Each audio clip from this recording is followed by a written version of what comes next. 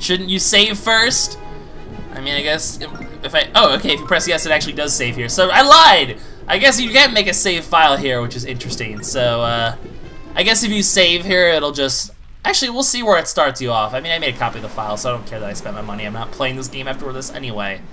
So, basically, you can make a save file there if you want to... I mean, I don't recommend it. I say, you know, leave your save file where I had it before so you can do the Bellum fight and the Ghost Ship fight, whatever you want, because they're both epic final boss-ish fights. Why not have them more than once? But we can save there. I'll actually load up the file once I'm done with this video and show you guys where it actually spawns you and how to get to this section.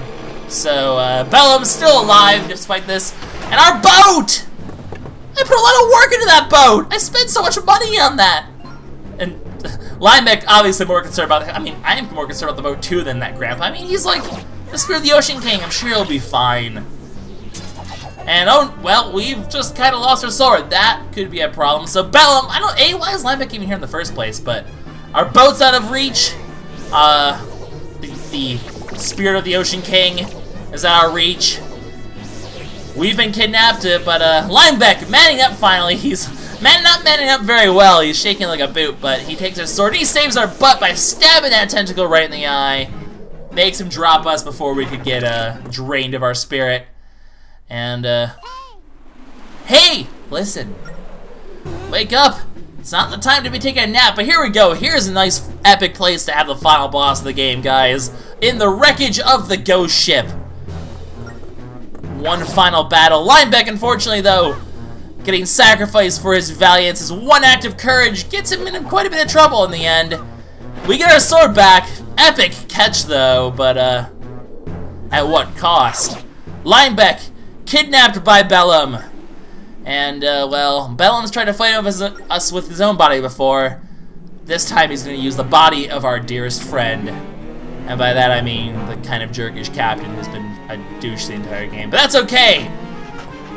The final boss of this game, guys, is actually... Which, by the way, the music here is pretty cool. But, the final boss of the game, guys, is not just Bellum. It's Bellum Linebeck.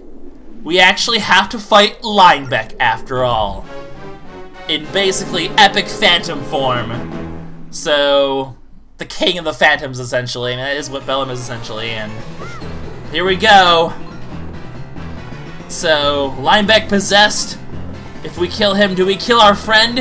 Who knows? But we need to try to get behind him to slash his back, because that's where the possessed, that's where he was, you know, the eye is, essentially. So, of course, we still have Celia's ability to stop time, and we will take advantage of that. Draw your Hourglass. Unfortunately, as you can see, though, the eye is closed here. We can't actually do any damage to it because, well, he's protected by armor as long as his eye is closed. So, stopping time is not the only answer right now. We're gonna have to do something interesting. Celia is gonna head to behind us and allow us to see on the top screen whether or not his eye is open or not. So, yeah, basically, we're going to have making good use of the dual screens, just like the third boss in the game does. We get Celia's perspective as well. Unfortunately, she gets kidnapped, so in order to get a Phantom Sphere, we're gonna have to actually battle the Phantom for a bit. So, you know, do some attacks on him, and then smack him once every time you basically wound him a little bit. It'll allow Celia a moment to give you a Phantom Sphere, which will give you the ability to stop time. So now what we want to do, we have a Phantom Sphere, wait for the eye to open up, because we can see on the top screen whether or not it's going to be open. So wait for it to open up. Come on, do something. I'll smack you. Okay, there we go. Let's open up. Freeze time. As long as it doesn't turn gray, you know you have a chance to attack it. No, don't turn your body. But there we go. Deal some damage, and that's basically how this boss fight's gonna go. Wound the Phantom so we can get a Phantom Sphere. Stop time when the eye is open. Attack the eye. Rinse and repeat till the game's over. So, as you can see though, it's not gonna be as easy to one-on-one the Phantom at this point. What you're going to do, you're gonna attack him a few times. He'll dodge and try to counterattack. Once he dodges it, once he does the counterattack, you can either attack him before he gets his counterattack off, or you can, let me just go ahead and get this chance to attack him. Or you can dodge the counterattack and then put an assault on him. It'll allow you to do a sort of sword clash where you can basically disarm him for a moment and then get a strike in to allow Celia a moment to give you the Phantom Spear. So that's kind of the plan there. Just go 1, 2, 3, dodge, Jump back in. 1, 2, 3. Rub.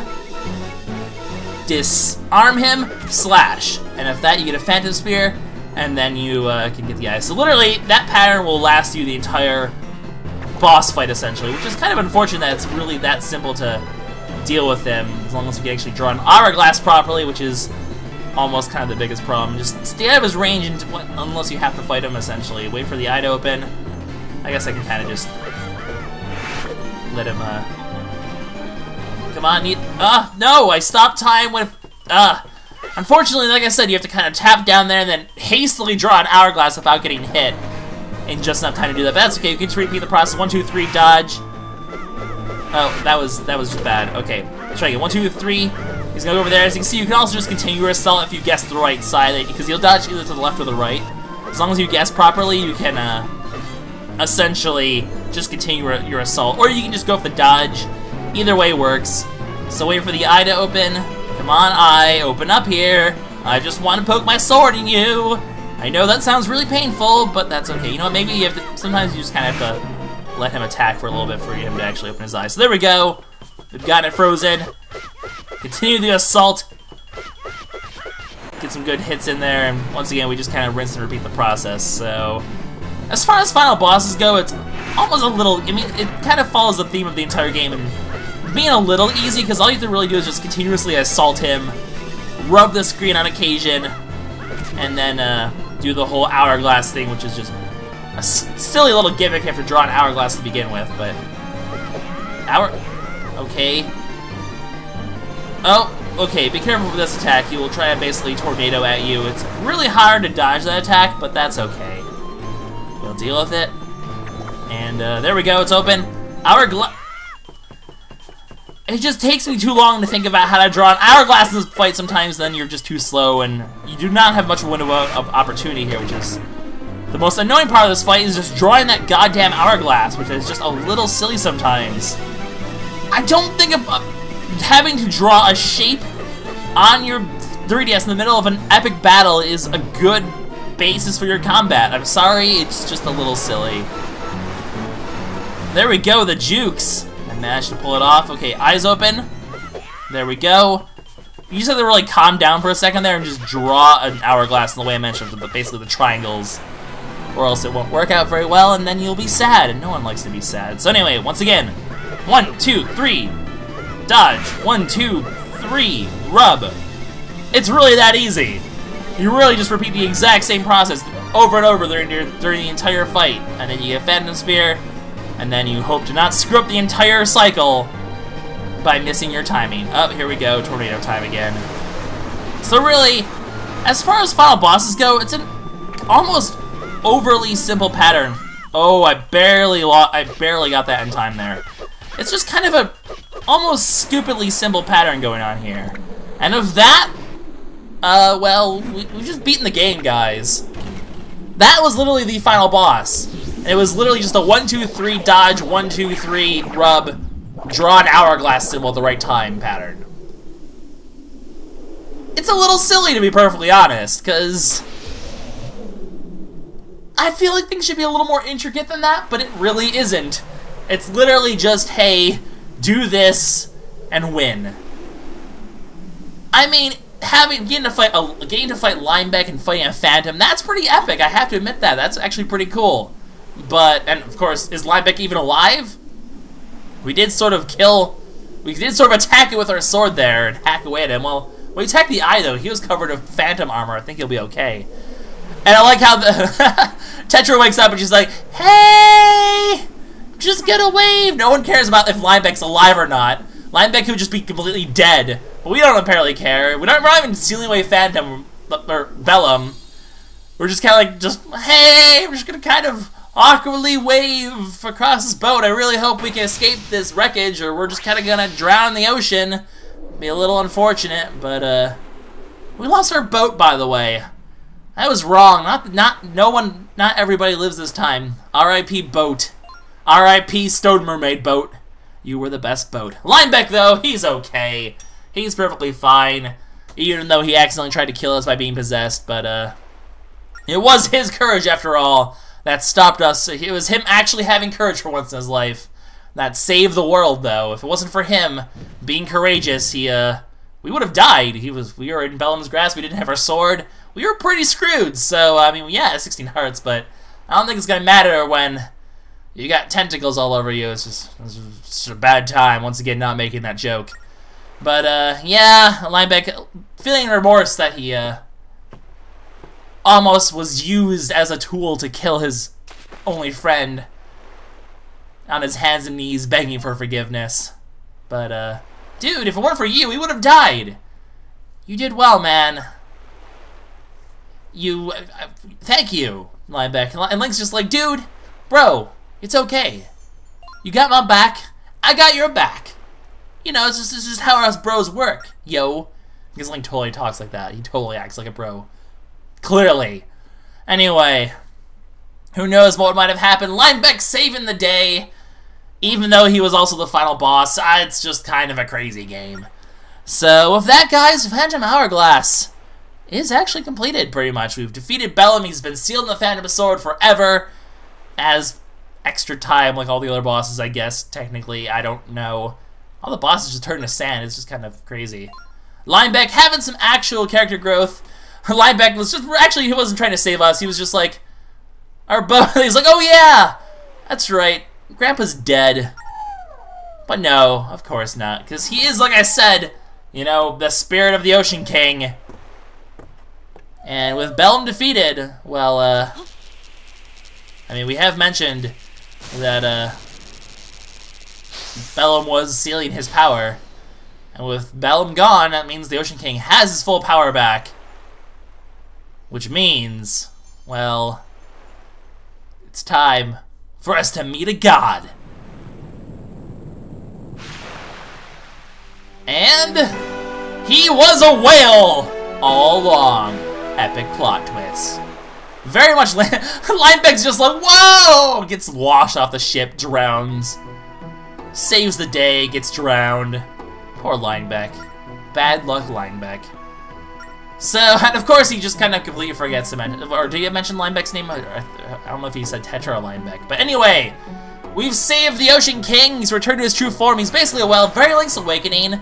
I mean, I guess just whale. I mean, it actually brings the question, you know, could it possibly be the same whale? I mean, obviously, it's a reference to the whale from Link's Awakening, I feel like, because I mean, two whales, both of them in kind of, I mean, not to spoil, basically, but both of us in sort of, well, you'll see in a second, but very much Link's Awakening parallels, which, given that they're on different spots in the official timeline, you know, Link's Awakening and this game are on two separate timelines, maybe, you know, they're supposed to be the same character. You know, magical whale god in the ocean, who, you have to rescue. The fact, I mean, there's really two magical whale gods. Very interesting theory, you know, it's the same god that you basically are inside of during Link's Awakening. Because you're in his dreams during Link's Awakening. And in this game, well, I mean, how did we get to this place in the first place from the ghost ship? That's the big question, and, well, you'll see as we go. But basically, we've saved the day. We've saved the world. We've restored the Ocean King back to full power, defeated the parasite, leeching off everyone's souls and spirits. I mean, it's kind of weird that we spend the entire game fighting a parasite as opposed to, you know, the king of all evil. Bit of a downgrade from Wind Waker, I would think, but, still, we've saved the world, we've saved a god. That's, you know, status quo for Link, I think, saving a god. So, Linebeck, though, don't forget, he was granted one wish for helping us out, and he gets his one wish, so, Linebeck, his wish for treasure, his greed for treasure, not necessarily, he's grown a bit. He's not necessarily about treasure anymore. He doesn't need treasures anymore. He's discovered something more important, the power of friendship. Indeed. But really, if he gets his one wish, he wants his boat back, his precious boat. And thus, once again, everybody lives! The boat, not dead. Come on, Ciela, he's being mature, he's grown, he's having character development. Sparkles. He's like awkwardly grabbing onto her wing, by the way. Fairies are weird. That looks painful. Probably gonna accidentally rip her wings off. That would be bad. Don't destroy the spirit of courage, Linebeck. Not necessarily the best thing to do. So, your world, by the way. So, once again implying We're not necessarily in our world. We're not in the Wind Waker world. Where have we been this whole time? Like I said, it's very Link's Awakening. I mean, it's not necessarily explicitly stated, but it seems pretty heavily implied that we've kind of been in like the Ocean King's realm the entire time. So, very much like Link's Awakening, which I suppose you could almost put as a detriment to the plot of this game, is that it's kind of almost a ripoff of Link's Awakening in the end. It really kind of is a ripoff of Link's Awakening. It even has a freaking whale whose quote-unquote, whose dreams kind of you're inside. Like I said, it's not necessarily the world of the Ocean King, though. It kind of pretty much implies that you're kind of like inside his realm, inside his dreams, clearing away the parasites and nightmares. It's pretty much the plot of Link's Awakening, essentially. Which, like I said, though, two separate timelines. Could it be the same whale? I mean, Link in Link's Awakening got shipwrecked and ended up inside dreams. This one, you're in the middle of the ocean, ended up inside of a whale's realm, clearing out nightmares and parasites. We've essentially just did the plot of Link's Awakening again, except this time we brought Zelda with us. And we met a pirate instead of a cute girl. Really, I think Link's Awakening's Link had it a little better, but unfortunately, the spirits are returning back to the side of the Ocean King, which means it's time for all of us to go our separate ways. And the question is, the people we've met, Linebeck, creepy mermaid, horrible father old man, are they even real? This music, by the way, is fantastic. The Great Fairy Fountain remix. But, of course, the two that have been bickering the entire time, they really do care a lot about each other. They have that sort of love-hate relationship. And unfortunately, the three of us, you know, Link and Tetra, the fairies, the Ocean King, Linebeck, all of us having to go our separate ways. For it is the end of the game, unfortunately. And eventually, we all do have to go our separate ways. And Linebeck, oh, he cares. He really does care. He cares so much. He's too mad to admit it, but just that stare right there, that stare is actually really cool.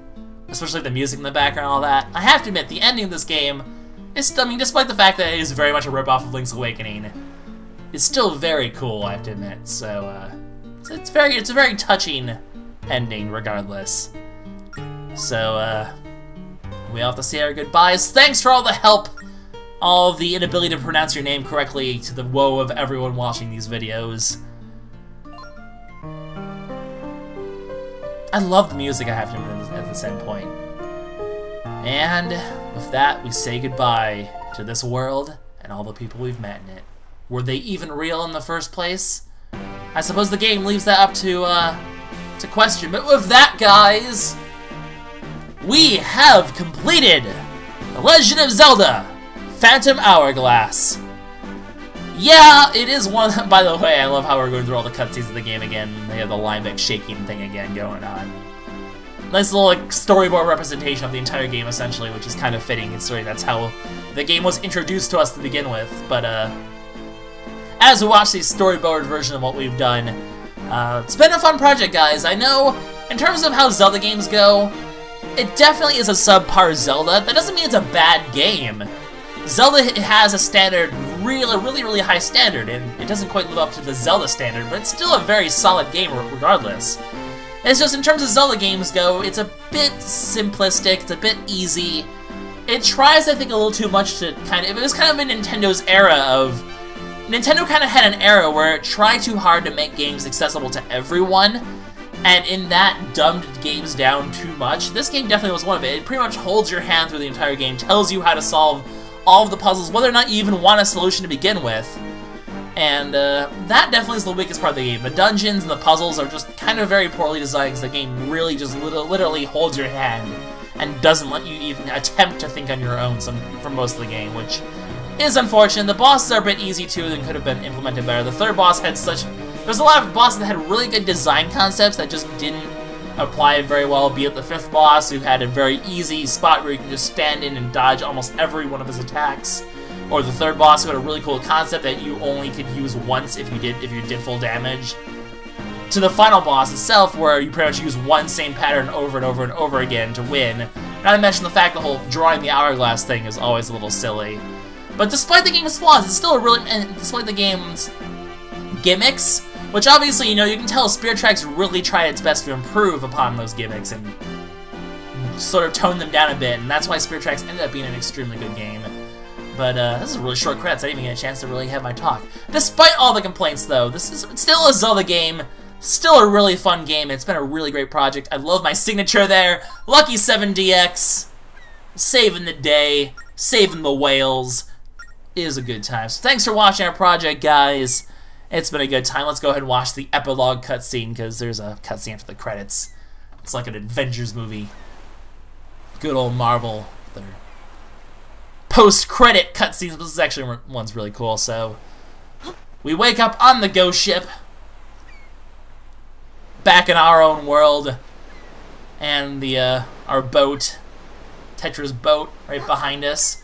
Tetra's crew. We've made it back to our friends, back to our pirate family. Heyo! You guys were completely useless this entire game. I had to go save the day once again because I'm Link. Only I can apparently be a hero. Everyone else has to just be comedic relief. So Linebeck is gone, everyone's gone. The ghost ship is in ruins for starters. But as Osha's mentioned, you know, the evil's gone from it. It's not gonna harm our world anymore, so it's just a harmless wreckage at this point. So our adventure is over on the ghost ship. We jumped on the ghost ship and kind of just had a crazy adventure. But now we're good. We don't need treasure. We got out with our lives. That's all that matters. So but basically, you know, it sounds like, you know, despite 40 whole episodes, despite all the time we took, it seems like our crew doesn't even think that anything happened to begin with. So asking about treasure. Tetra really confused and angry. Link's just kind of having trouble boarding the ship. Come on, you're like you're now the double hero. You're both the hero of wins and time now. You saved the day twice now. Defeated ultimate evil twice now, and you can't even board a boat properly. Come on. So the crew doesn't even know what the heck's going on here, because basically, once again confirming that we've been kind of in a dream the entire time, or some kind of realm of sorts, you know. Basically, Tetra's trying to basically chew out her crew for not helping all this time. But, well, they never really had a chance to, because as they start to mention here, what are we talking about? We were only on that ship for 10 minutes. So despite hours of gameplay, only 10 minutes have passed in our world. Once again, we've just kind of been inside a dream this entire time. Transported to another realm where time doesn't matter, apparently. So, the crew didn't help because we were only gone for 10 minutes, apparently. The two of us. And of course, if we didn't save the day, though, we would have been gone forever. So, the most important 10 minutes in the world, I suppose. But the crew has no idea what's going on. Once again, if you're not the hero, you're just comedic relief, apparently. So, once again, hinting that it's just the Ocean King's dream. It was probably just a bad dream.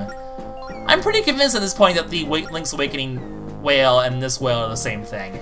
I'm pretty convinced at this point. I think it's a good theory considering they're in two separate timelines.